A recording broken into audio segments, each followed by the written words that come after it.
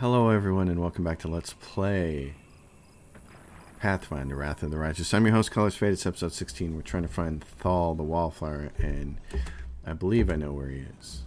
The question is how to get there. This is one of those cases where I would really like to be able to put a map marker down. He's supposed to be around here. So we're going to try to get there. I told my characters, where are you going? Where are you running to? It looks like they're running around the wrong way. Oh, well, maybe they can't get to it from over here. Oh, brother, yeah. This. Okay, we're just going to let them run. See if they can get to this spot. I don't know how they're going to get there on the map. So we'll watch them.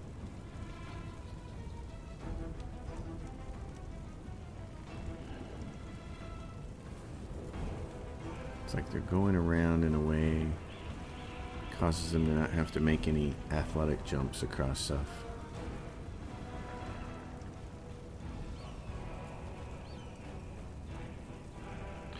So I want to be here.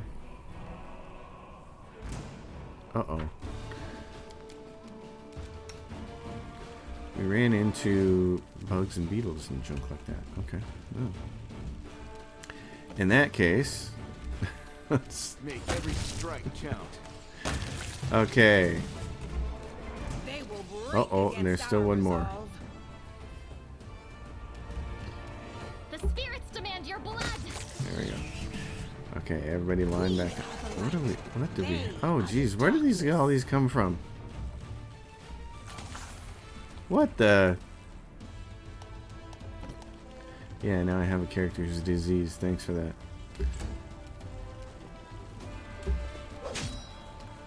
Oh my gosh.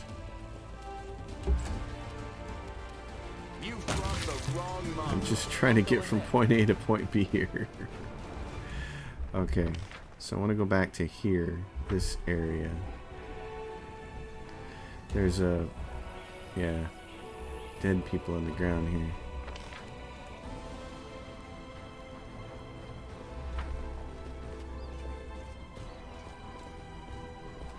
Here's one of those horses again. Okay, let's... You won't survive me.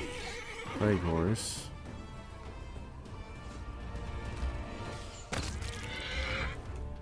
Anything else?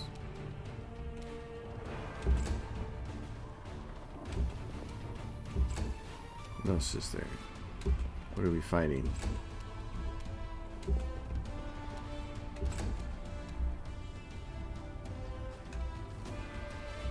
Not seeing it yet. Oh, here comes another plague horse. Endure this. Hex it. And it saved. Time to share your treasures. Okay.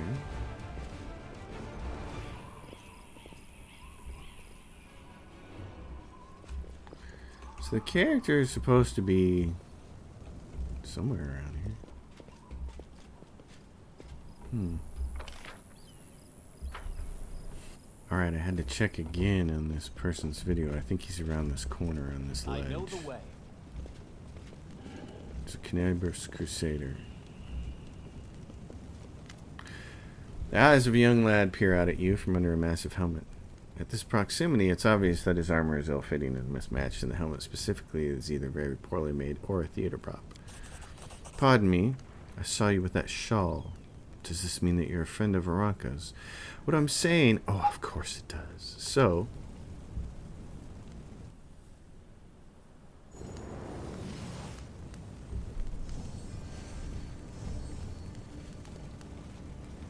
Who are these folks?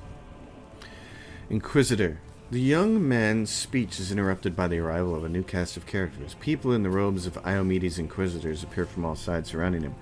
Adept Thal of the Temple of Desna, you are under arrest on suspicion of treason and aiding the demons.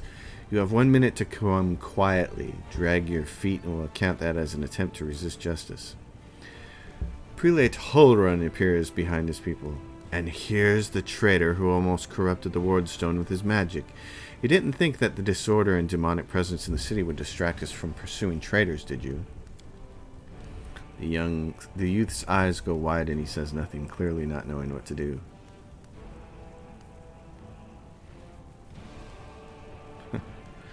You are torturing this poor boy for nothing. I can't stand this. Inquisitor's brow furrows. You bear the gift of heaven, and you're taking the side of a delinquent and conspirator? You've performed a good action. Heaven knows not only righteous anger, but mercy as well.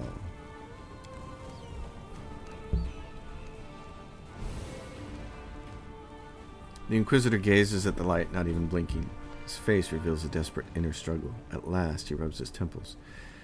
I do not know why you are standing in the way of justice, but I do not wish to start a spat between the goddess's righteous warriors in this hour of peril. Let this Desnan riffraff go wherever he likes, just as long as it's out of my sight.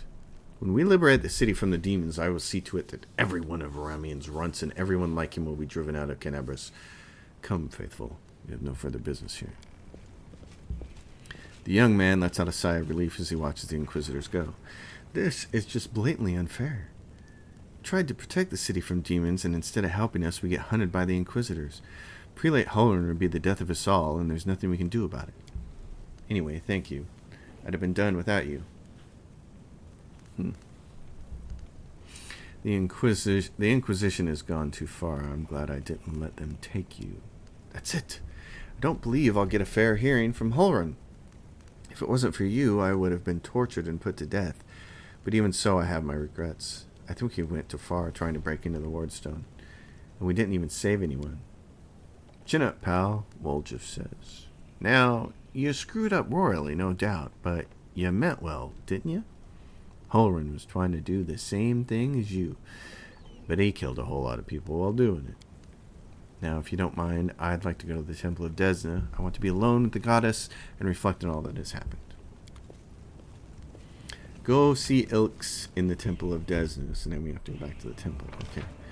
Where is the Temple of Desna? That's the house. I think it's over in this direction. It's right there. Yep. Right there. Temple of Desna. Doink. Let's see if we run into anything on the way over there. Well, and you can see the, and it shows the Abyssal Corruption on the map, and then it looks like what it's showing here is the amount that level of corruption that you'll have if you were to rest. This is your current level of corruption. Corruption growth with each day of rest. It has 3 levels of strength. It is advised to avoid the 3rd level of corruption. Different locations might have different corruption growth. Rest in a safe location to remove all corruption. I like seeing that that's how much it'll grow if you rest again. That's cool. Who did we just run by? Somebody. The Temple of Desna. Alright. Let's see if we can put this quest to bed. Ilks. Ilkes. Ilke, Saranka, and Thal sit side by side like sparrows on a tree branch. They seem happy despite the chaos going on around them. If it isn't our rescuer, it's good that you come. Sit with us. Stopping for a minute won't hurt, so I'll gladly sit with you. The adept shares a conspiratorial look. We decided to give you a gift. A special gift. One that we would never share with anyone except for the person who risked their life for ours. Who didn't just take a stand against evil, but against injustice under the guise of the law. Our gift, Aranka cuts in, is a song. We call it Starward Gaze, and it came to us from the true servants of Desna and from her domain in Elysium. This song can gift a soul with renewed vitality. Just listen. Elysium is a plane of the outer sphere that represents the ultimate expression of wild freedom and compassion. It is home to the spirits of like-minded mortals and the wild and freedom-loving Izatas, and it is a place of uninhabited love, art, and expression. The Plain of Elysium is a riot of untouched wilderness ranging from wild forests to foam-peaked seas to impossibly high mountains, interspersed with hard-to-reach green valleys. None of the normal trappings of civilization can be found here. The natives prefer to live in small groups and very occasionally gather for larger meetings. To outsiders, the untamed wilds can seem harsh and uninviting, but the uninitiated understand its true nature. Elysium is a land of selfless cooperation combined with self-sufficiency and a complete lack of external authority. Do I get a gift? Woljif says. Can I swap my song for something else? Say cash or even a snack of some kind? Those unschooled in the arts can't possibly appreciate that some songs are worth more than gold, Camellia says. And those who've spent their whole lives eating 3 square meals a day and sleeping on silk sheets don't realize that sometimes a crust of bread is worth more than gold. Paying no attention to Woljif's chatter, the girl continues to sing. Listen in silence. Ilke winks at you. Free your soul. Sing with us. I want to make sure you remember the song. It will be useful to you in the future. All right, chaotic choice. Sing the song after Aranka. You repeat the melody, feeling it come from somewhere within your heart, and then, when the music stops, Lane finds himself in a place that looks like nothing like the ruins of Canebras. It all happens in the space of a blink. He closes his eyes on one world and reopens them on another one entirely. A delicate twilight envelopes this new gloom, with streaks of moonlight breaking through the gloom. Lane is standing in the shallow streams of murmuring water, deep in a forest. There is no one else around. Garlands of unfamiliar climbing plants twine around the trunks of gigantic trees, and dangling from their branches are vines, woven into what look remarkably like wings. A carpet of fragrant grasses spreads out at the tree's roots, with islands of phosphorescent moss and lichen dotted here and there. Small, smooth stones with a strange mirrored surface are scattered across the stream bed in which Lane is standing.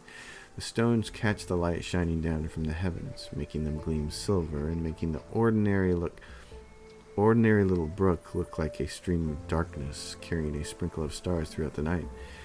Lane is unsure that he has never been to this place before, and yet it all feels so familiar. It is the manifestation, not of dreams or fantasies, but of that special way of looking at the world that only children possess. Unhurriedly makes his way along the stream bed, taking in his surroundings. The whimsically twisting stream runs through the silent forest, and Lane unhurriedly strolls along it. This place evokes a strange feeling of not calm, no, in fact quite the opposite. A feeling of restlessness and anticipation of incredible discoveries or unexpected encounters. Or then again, perhaps it's not the place at all, but the eternal hunger, the craving for new experiences, which dwells within many mortal hearts. Speculation aside, just as Lane rounds the next bend, an unexpected encounter does indeed take place. They come closer, not attempting to hide, stepping lightly on the mossy carpet, leaping from branch to branch, or flitting through the air. The creatures are thoroughly bizarre, as though they were deliberately conceived to try the sanity of every taxonomist on the planet. One has the fluttering wings of a butterfly on its back, another has the tails of a dozen different animals, while a third boasts tresses of streaming water, hooves instead of feet, and springing clover growing all over its skin.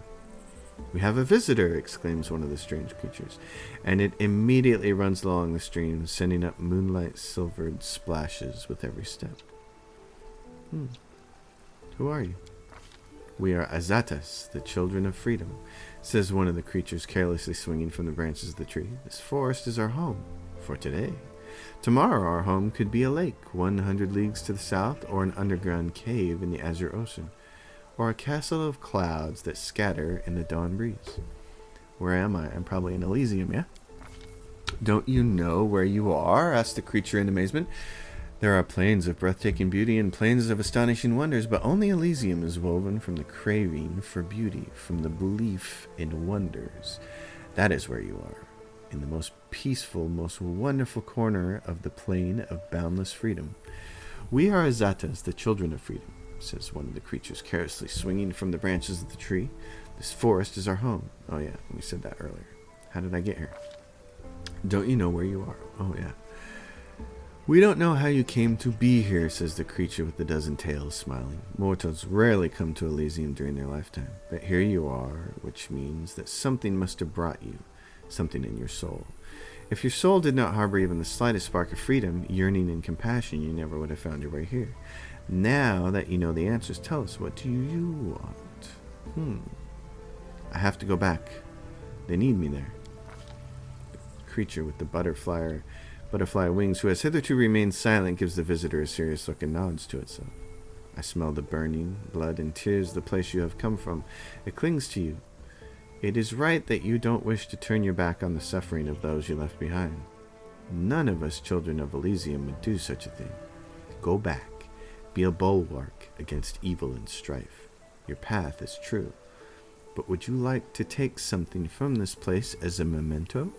The question hangs in the air, and though the words that Lane utters next are merely words, not a spell nor a military command, they seem to have equal bearing on destiny and life. Sure. The Azatas draw closer. Take this memory with you. Take this light. Take the knowledge that any pebble struck by a moonbeam can be equal to any star. Take the understanding that you cannot fight evil with clever plans until you have conquered evil within your soul, and your soul cannot be cleansed of evil if it is not free. Take our song. Remember it, and it may help you, but only when you are true to that which brought you beneath the sky. All three adepts look at you wide-eyed. What? What just happened? For a second you were surrounded by light, and we heard music, like the music of Elysium itself. I had a vision. I was in Elysium, and the Azata spoke to me. The adepts exchanged looks of astonishment. I swear it's a sign that Desna herself has turned to gaze on you. You helped us and protected Wallflower from the Inquisitors, even though it wasn't your responsibility. The goddess couldn't fail to acknowledge such a noble soul.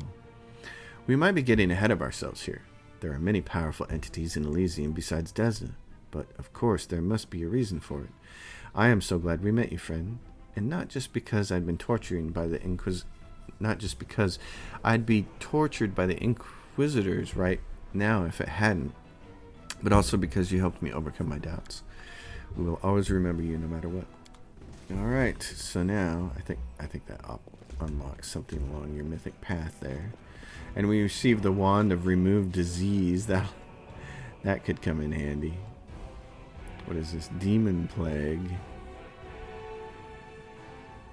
Wand of remove disease. Is that a disease? Let's see. Does it even say demon plague? It doesn't say if it's a disease or whatever. I'm pretty sure it's a disease. They gave me a wand of... I should probably put it on her. Where is it? Wand of remove disease. Charges 9. Let's see if she can do that. If that works.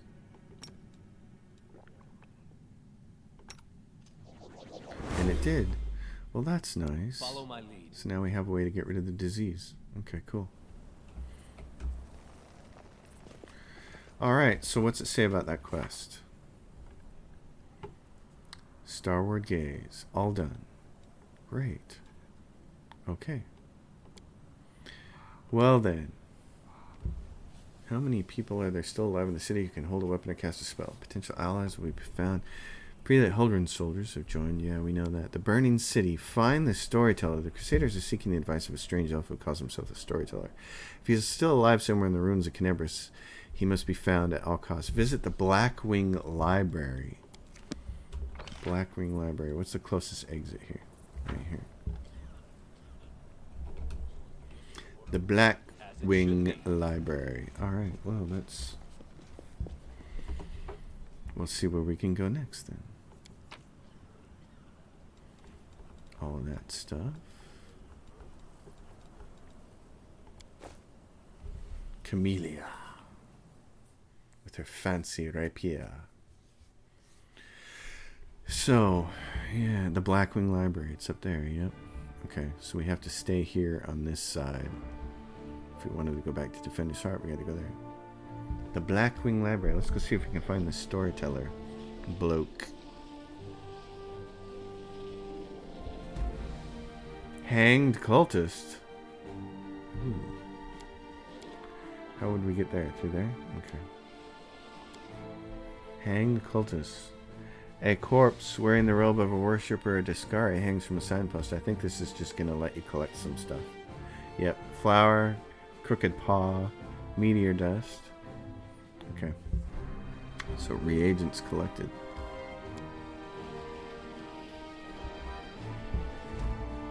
Lost bag. That's neat. So this is... In the first game, Pathfinder Kingmaker, there were little things that you could stop and gather that would give you bonuses to your empire. So that's... looks like that's kind of what they're doing here. Blackwing Library. Well, well, well. I see. Oh, what do we have here? Chaleb. My tail is twitching. Must be a sign. Could be. That is not far. What do we have here? Some things burning in fire.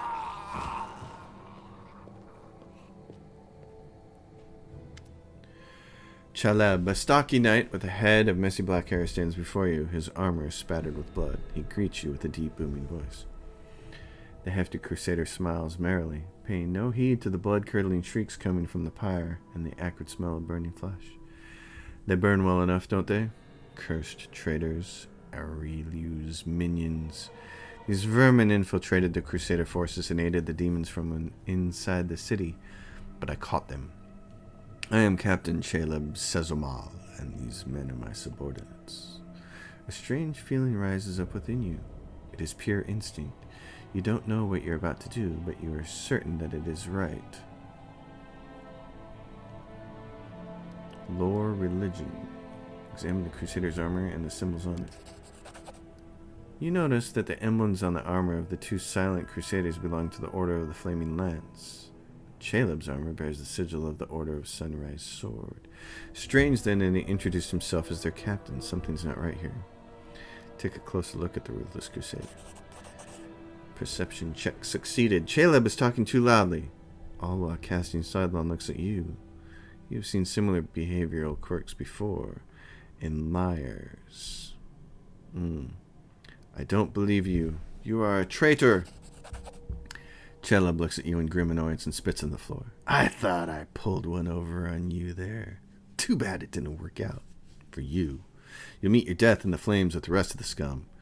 My new masters, the demons, will be pleased as I wipe out another of a couple of crusaders. Yeah, wow. That's a little scary. Okay. Make every Caleb. strike count. He says make every strike count, and then a lot of times he doesn't. So that's always very, very scary. I'm going to turn and do this. Did they all save? No, one of them didn't. That's nice. Okay. See if you can hex... What is Caleb? He's a level 4 fighter. Oh, honey. Put him to sleep. Thank you. Excellent job. Sister girl. I just want to put her between that guy and me, but she's going to swing at this boat. Yeah, there goes Caleb. He's done.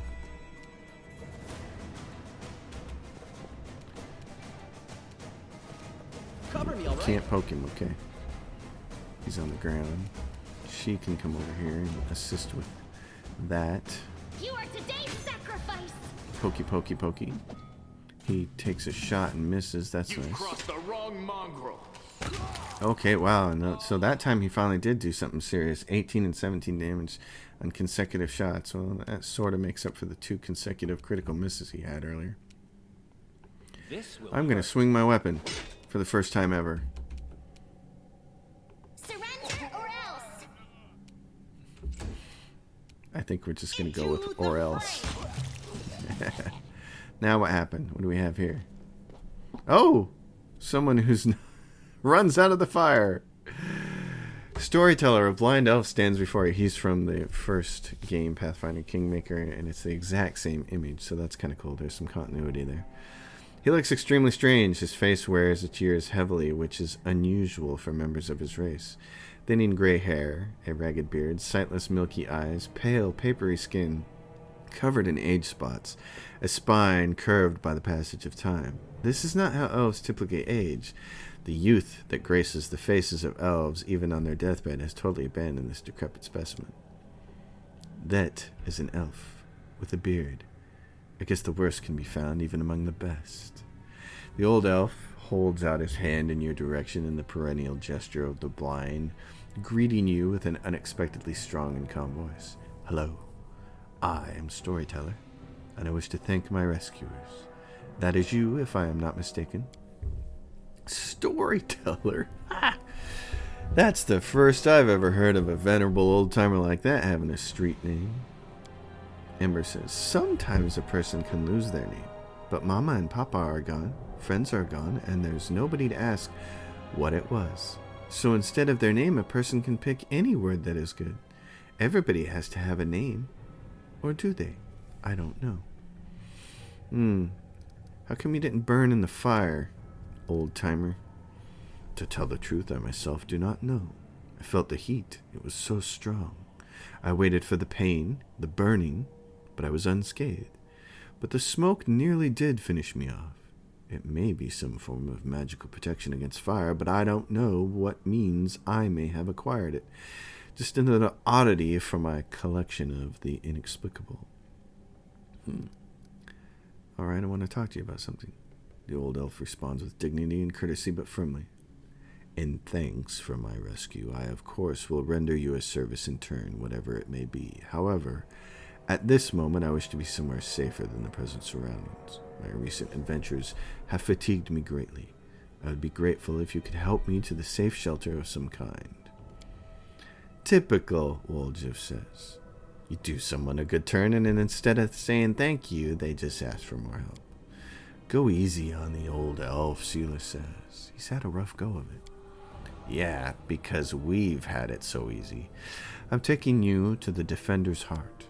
Please accept my sincere thanks once again, and if I may, please don't rush. I will struggle to keep up with your young legs. Do you want to go to the Defender's Heart now? Sure. Will it take us directly there and save us a trip? Oh, great. I love it when games do this. Oh, this is one of my favorite things. Take you someplace safe where you can rest. Just go directly there. I don't have to travel back there manually. I love it. Absolutely love it. They did that a couple of times in The Witcher, and I really liked it. Because now, you could sell a bunch of stuff that we don't need. Masterwork light crossbow. Probably unnecessary to hang on to that, eh? Cold iron masterwork longswords. I want to hang on to those because they're cold iron. Heavy flail of weakness. A sling staff. That's not happening. Club with nails. See, are any of these going to be... Am I going to have other characters that need these? I don't know. Heavy mace of fire. Falcata. Sell all the glaives. Short sword. Dagger. Comma. Cold iron short spear. So it's like, how much of that stuff do you really want to hang on to when you know that, you know, how many of your other allies need it? I should probably... Well, here's the thing. Okay. Where can I use my party? Oh, and then go over here and do the bulk selling of the junk. Because you can see I'm at, what, 150. So I'm going to take a look at this. Oh, that kitten is just killing me. Okay, so what about my inventory? If I go like this, this is cool. I can look at my characters. This is what I want to do here, is take a look at these characters and what their classes are and stuff. So Darren is he just a straight up cleric? No, he's an oracle. It's a special kind of cleric. Uncanny dodge. So what does he have here? Oracle. You can channel positive energy like a cleric using your oracle level. And you need a high charisma modifier, so that's why he's got that. He's got oracle proficiencies, light armor, medium shield, simple weapon, just like a cleric. Life. An oracle with the life mystery adds lore nature to her list of class skills. Okay. Cure spells. In addition to the spells gained by oracles that they gain levels, oracles also add the cure spells to their list of spells known. Cure spells include all spells with the cure in the name. These spells are added as soon as the oracle is capable of casting them. So cure light wounds, all that kind of stuff. Oh, interesting. Cure spells. He's a very interesting class. Revelation at first, third level, and every 4 levels thereafter, an oracle uncovers a new secret about her mystery that grants her powers and abilities. The oracle must select a revelation from the list of revelations. If a revelation is chosen at a later level, the oracle gains all of the abilities and bonuses granted by that revelation based on her current level. Until otherwise noted, activating the power of the revelation is a standard action. So, selected channel. You can channel positive energy. Safe curing. Whenever you cast a spell that cures the target of hit point damage, you do not provoke attacks of opportunity spellcasting. Oh, that's really nice. And then there's all kinds of other ones. Oh, wow. Alright. So what other abilities does he have? Emissary. Persuasion and knowledge world. He's an atheist. Channel positive energy. He's got a weapon proficiency in the rapier. So he would be the person to replace the other lady. To Camellia. You'd want to replace her. He's got channel positive energy, damage undead, treat affliction, buckler proficiency, yeah, light halo. Asimir's possess the ability to manifest a halo. They gain a +2 circumstance bowl. You lose her thieving ability, though. He absolutely has to do all your thieving then, and she's the better thief right now as far as doing stuff. But I do like all of his abilities. His proficiencies: shield, extra channel, selective channel, so he can selectively channel, which is great. And he's got that weapon proficiency in the rapier. That's very interesting. I think I'm going to have to take him. So if we look at his inventory, right now he can wear all of these things. Gain a +2 insight bonus on AC attacks against undead with the Crypt Raider armor.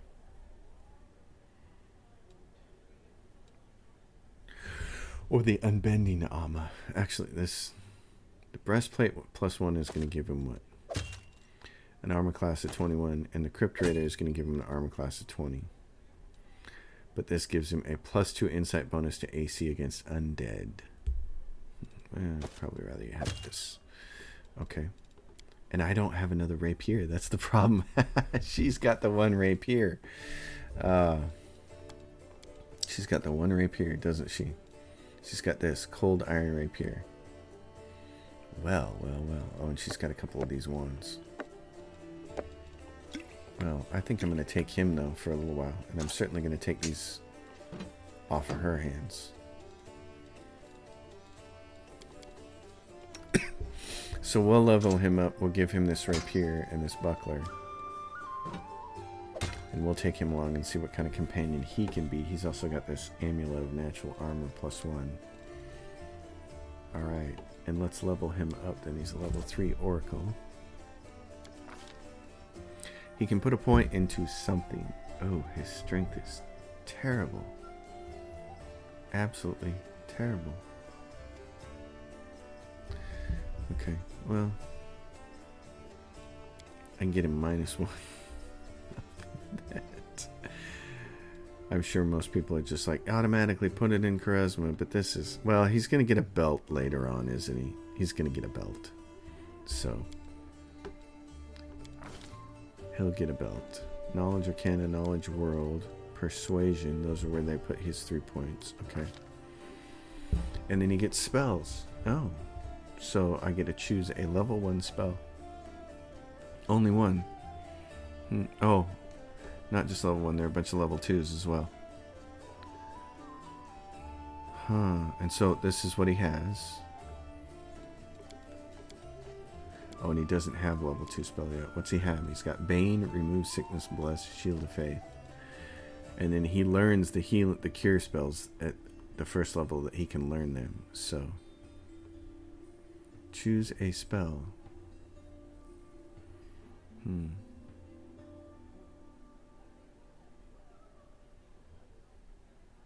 That's interesting. Remove paralysis. That could come in handy. And restoration, of course. I'll take restoration. We need that. Okay, so what do his spells look like? He's got cure moderate wounds. Oh, and he works like a sorcerer. He works like a sorcerer. I see. Available spell uses per day. I got you. He's like a sorcerer. Okay. He's the sorcerer version of a cleric. That's interesting. All right. Well, Focus on the goal. we know we finished one quest where we need to go talk to this person. Irabeth. I thank you for saving the esteemed citizens of Kenebris. Even though not all of them deserve to be saved, may Iomede forgive my words. Irabeth casts a meaningful look at Count Arenday, sitting at a nearby table. I don't really mean that, of course. I just never fail to be astounded by the way that good people seem to perish while the not-so-good prove to be incredibly, amazingly enduring. Sister, tell me about it. Even so, the Count did offer me his aid. Can't be all that bad. Yes, that's not like him at all. Joining the Crusades is a tradition among the Mendevian nobles, but Darren Arande was never too keen on fighting demons. The Count has a certain reputation in Mendev.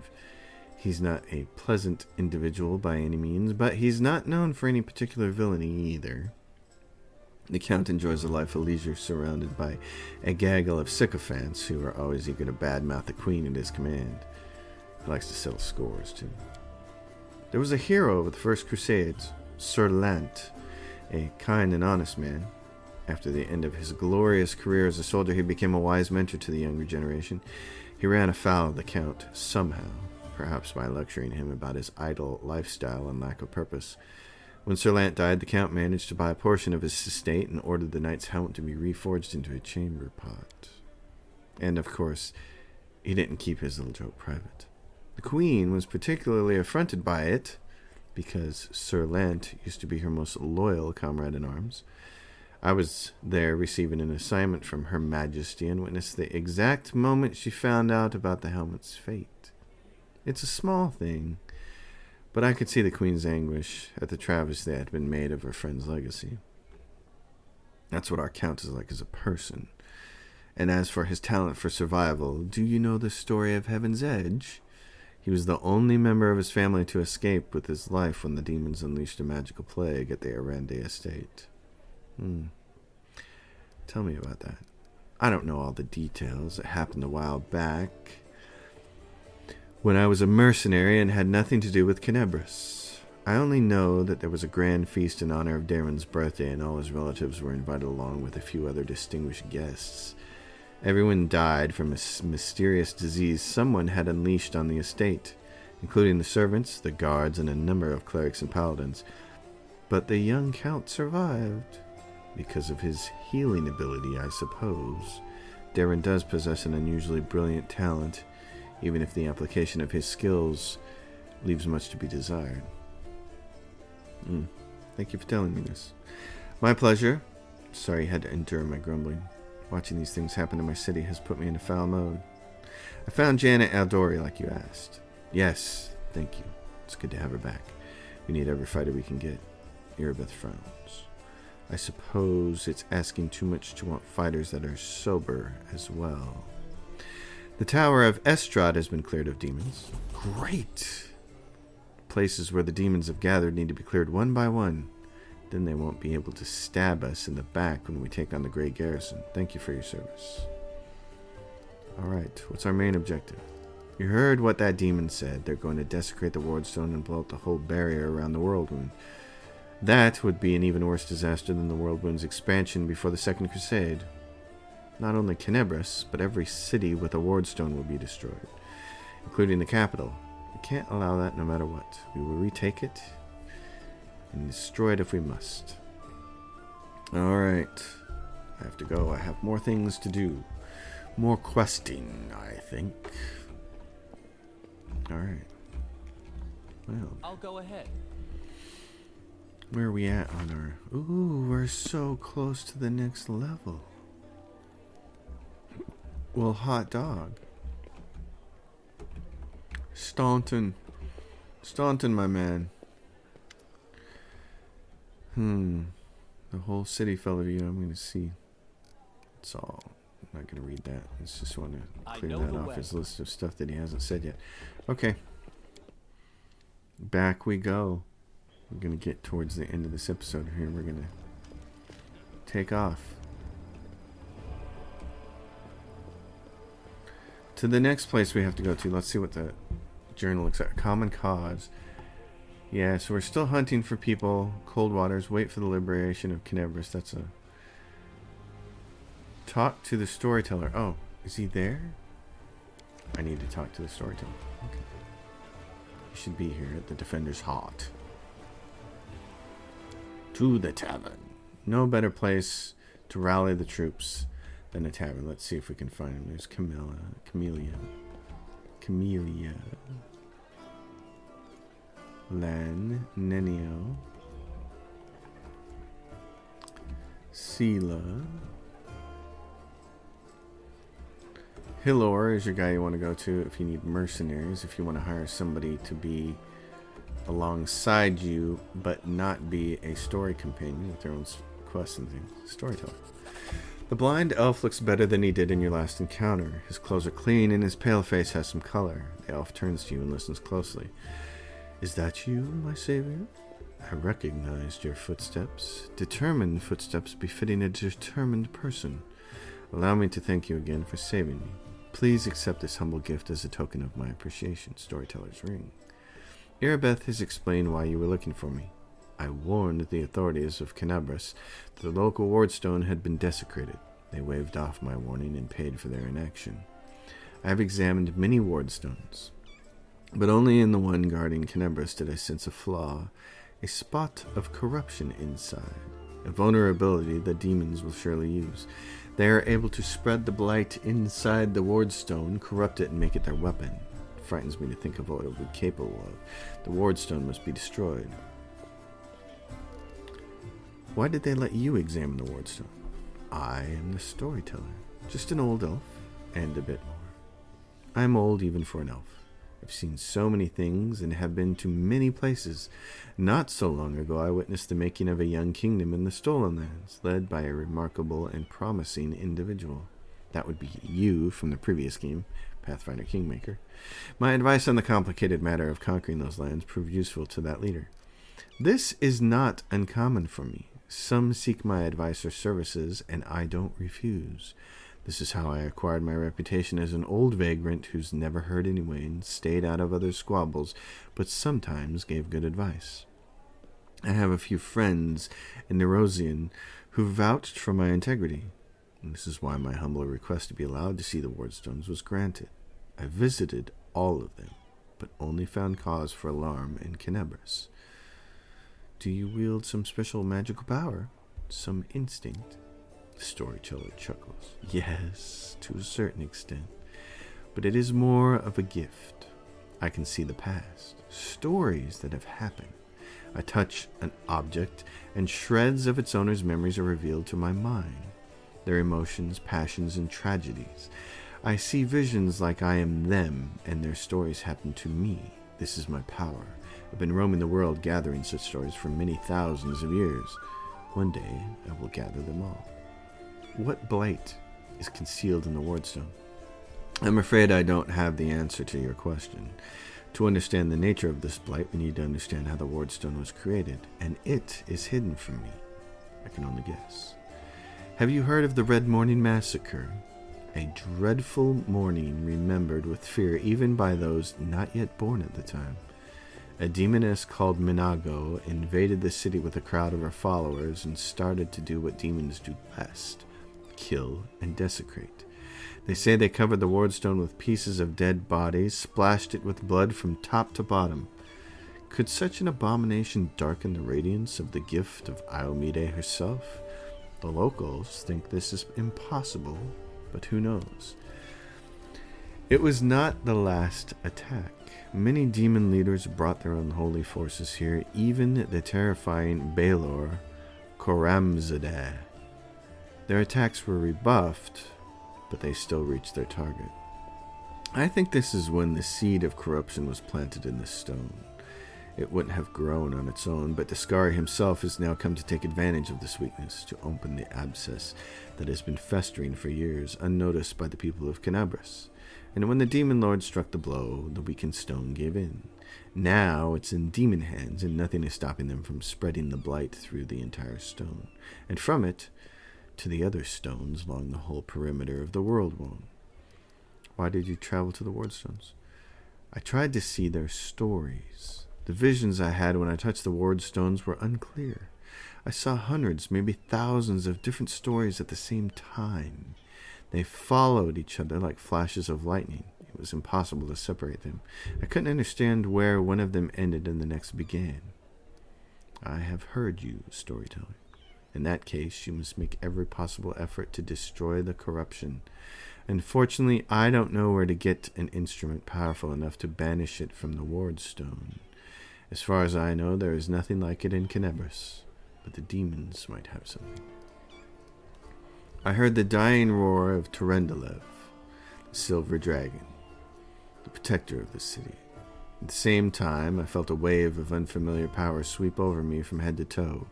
I would advise you to go where Terendelev perished and search there for something.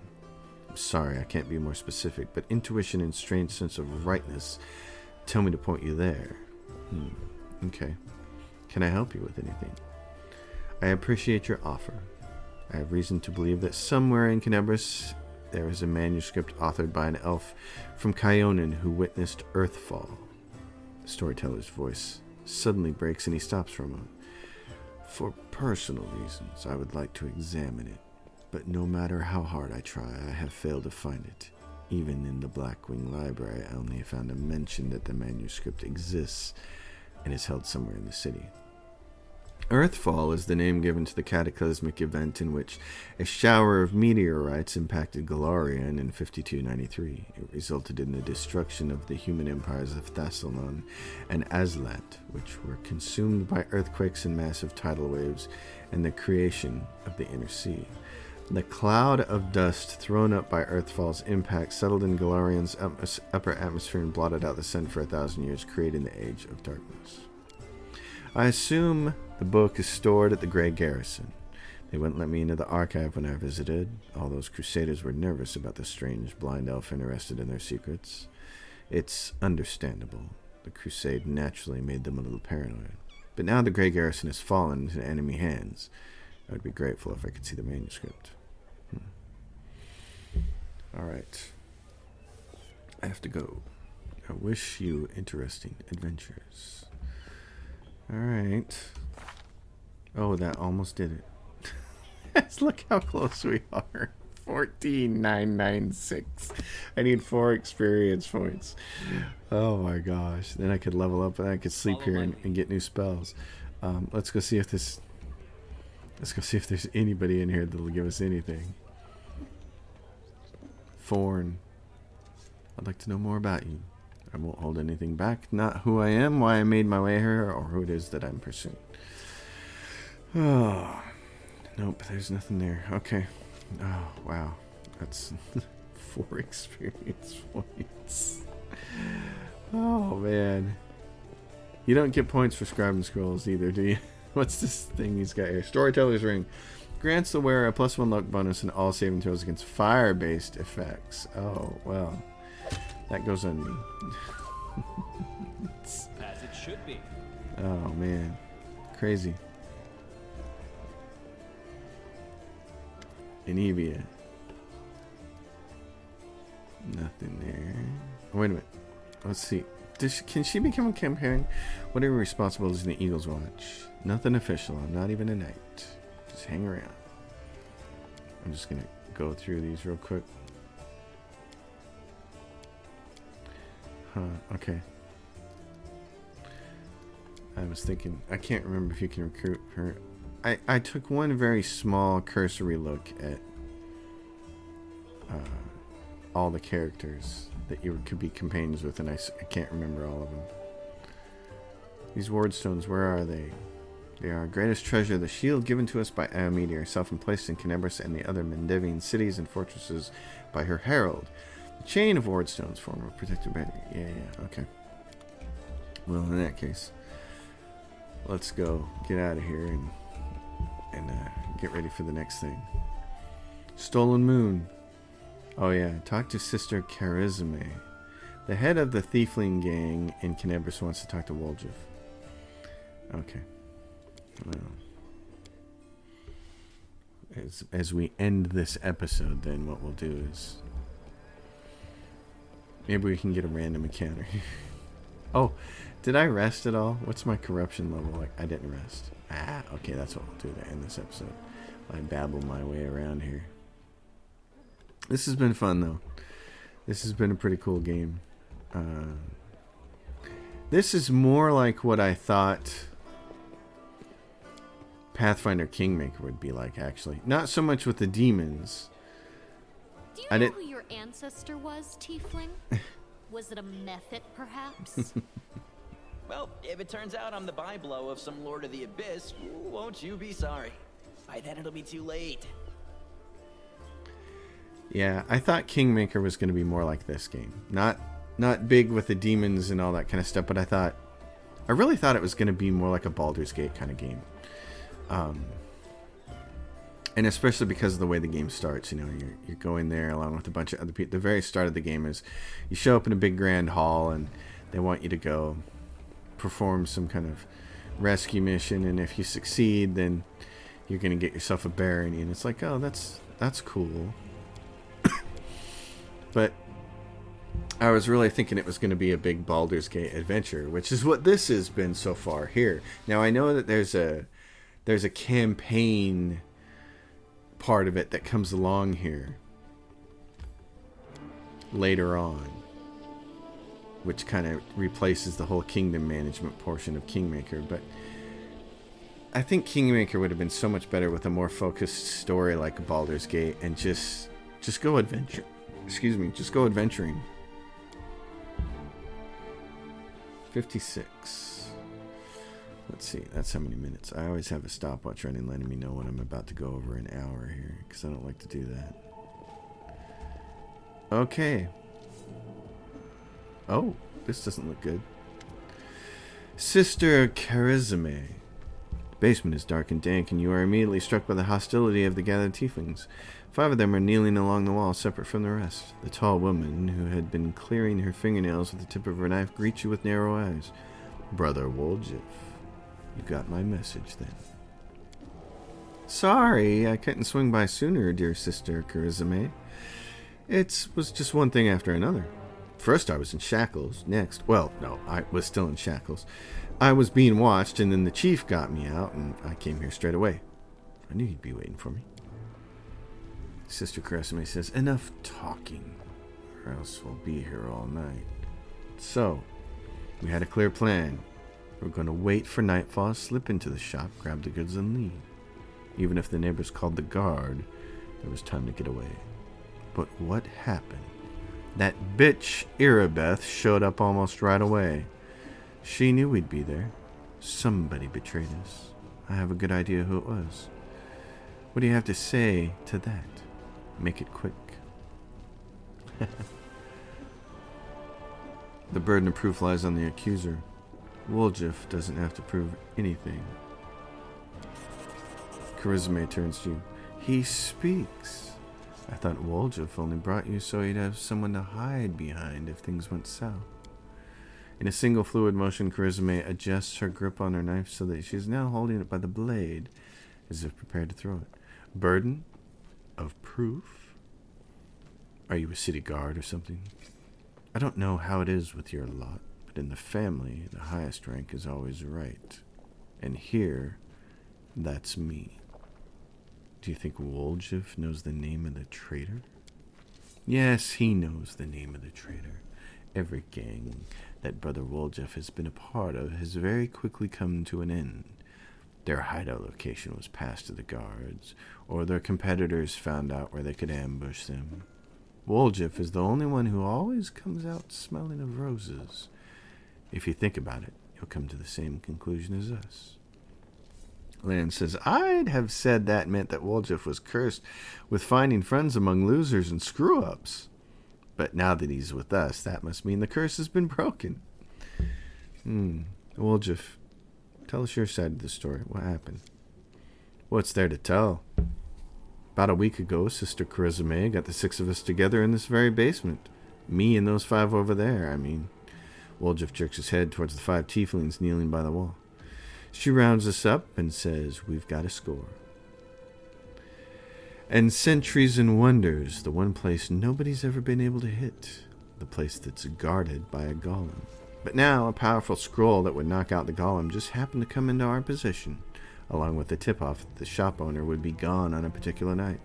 All 6 of us know a bit about magic, and we know that any enchantment junk will sell for a pretty penny, so we're in. And the most important thing was that none of us was to be hanging about the shop ahead of the job. No casing out the place, no calling attention to ourselves from either the golem or its master. This job was top secret. That's all true so far, Sister Charisma says. Go on.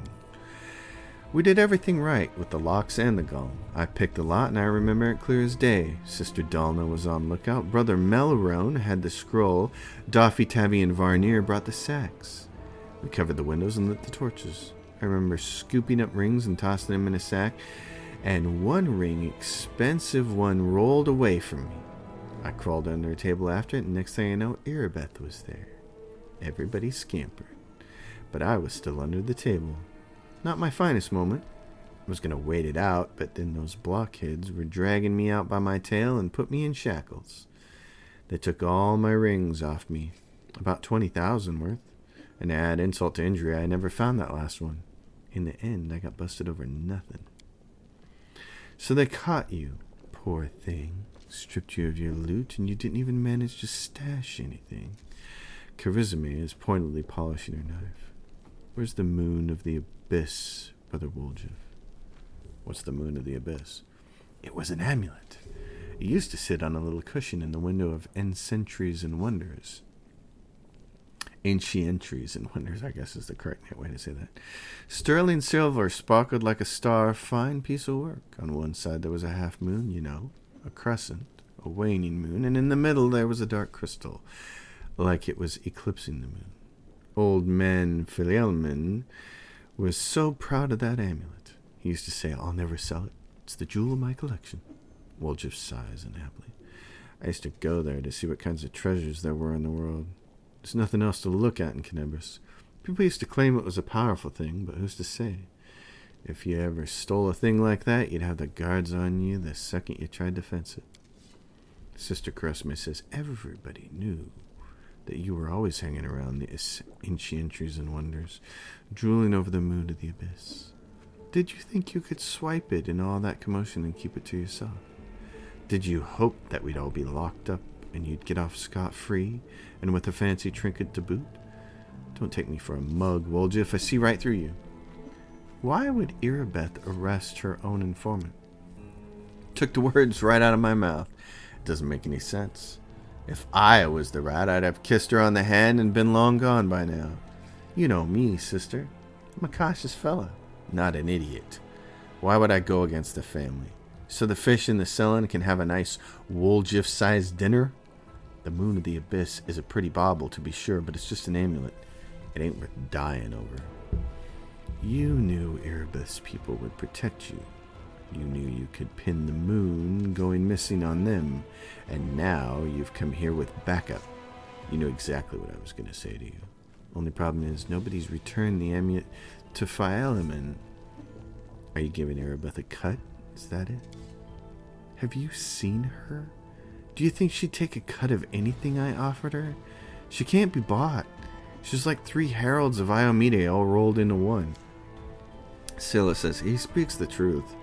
You'll find some knights who'll take bribes, I'm sorry to say, but Erebeth Tirabade isn't one of them. Go on, Woljif. That's the whole story, the whole sorry story. Woljif crosses his arms looking affronted. Some family this turned out to be. It's just the name in the end. The real family, people take each other at their word. They don't throw around accusations. I didn't take the moon of the abyss. What am I going to do with it? You can't sell it to no Crusaders. It's special to them. You can't wear it. It'll get nicked. It's pretty to look at, sure, but it ain't that pretty. If it's so important to you, Sister Charisme, I'll find it. And I'll drag the traitor here by the horns just so you don't end up at the bottom of the selling.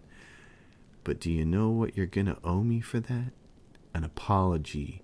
Right here in front of everyone, you're going to apologize loud and clear so everybody hears it. You'll say, sorry, Woljif, you're a good guy and I was wrong about you. Charisma says, fine. You're one of my people, which is why I'm going to give you some time. But if you run, Brother Woljif, the family will get you wherever you go. You'll spend the rest of your life looking over your shoulder, tossing and turning at night, fearing poison in every cup and every meal. You'll look into the eyes of every tiefling you meet, wondering if the family's come for you. You'll have no peace. But one day you'll be tired of running. You'll stop to catch your breath, and that's when it will get you. Got that? You've a way with words, Sister Charisme. A way that almost made me wet myself, by the way. Nonetheless, let's go, Chief. We'll go chat to that scary gal, Erebeth. She knows you a little. We can ask her who ratted us out. I'll let you do the talking. Alright, we'll find the real traitor. And I'll get my apology. Onward to Erebeth, Chief. Let's go clear my good name. Root out the traitor, but be quick about it. Time's running out. I don't want to get chewed up by demons. Alright, Stolen Moon. Wow. So that's an appropriate place to end this episode. And everybody leveled up. Yes! Excellent. Okay, that's a perfect place to save it. I love it. Alright, everybody. Thank you so much for watching. As always, drop your comments and questions below. Subscribe to the channel. Like the video. Do all those things to help the algorithm out. And I will see you next time as we forge ahead with Pathfinder, Wrath of the Righteous. Very cool game. I'm digging it so far. See you next time.